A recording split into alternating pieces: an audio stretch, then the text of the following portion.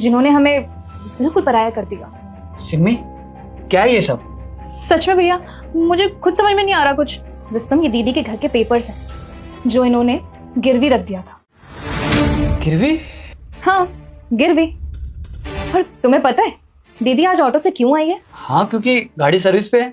नहीं, क्योंकि जो इनकी गाड़ी थी वो बेच दी इन्होंने और घर अपना गिरवी रख दिया है। सिमी, क्या सुमन सही कह रही है? सॉरी भैया, मैं आपको बताने वाली थी। बेटा, मैं संकट मोचन हनुमान हूँ। मैं तेरे सभी संकट दूर कर दूंगा। तू इस वीडियो को लाइक करके चैनल को सब्सक्राइब कर ले और कमेंट में जय श्री राम लिख दे। रोहित के बिजनेस में बहुत लॉस हो गया है, इसलिए हमें ज्वेलरी और गाड़ी बेचनी पड़ी और घर गिरवी रखना पड़ा। सॉरी भैया, सॉरी भाभी। अगर आप हमें अपना समझती ना तो हम ही ये बात जरूर बताते, लेकिन आपने क्या किया? हमें अपनी तकलीफ ना बताकर हमें पराया कर दिया। आपके साथ इतना कुछ हो गया और आपने हमें भनक तक नहीं लगने दी। अरे वो तो आपने जहां अपना घर गिरवी रखवाया है उस बैंक में मेरी दोस्त काम करती है, इसलिए मुझे पता चला, नहीं तो मुझे कभी पता ही नहीं चलता। सिमी, ये तूने सही नहीं किया।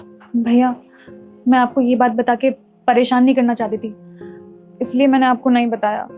सॉरी, मैंने आप लोगों से ये बात छुपाई।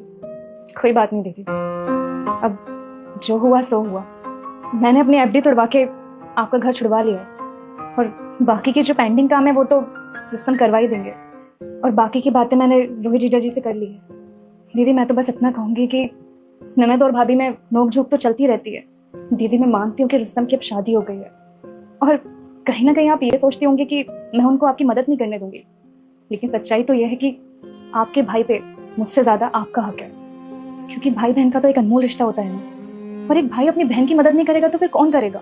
और हाँ दीदी, इस रक्षाबंधन मुझे आपसे एक वादा चाहिए कि आपको जब भी तकलीफ होगी आप हमेशा मुझे बताएंगे, क्योंकि मैं इतनी भी बुरी नहीं हूँ। सुख में चाहे भले हमें याद ना करें, लेकिन दुख हमेशा आप हमसे शेयर करेंगे। अगर आप जैसी भाभी हो ना तो कोई भी ननद मायके जाने से नहीं कतराएगी, और माँ का प्यार भाभी से ही मिल जाए।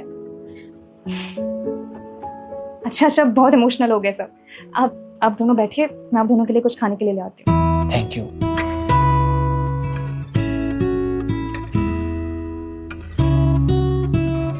आगे से कोई भी दिक्कत हो ना चुपचाप बता दियो।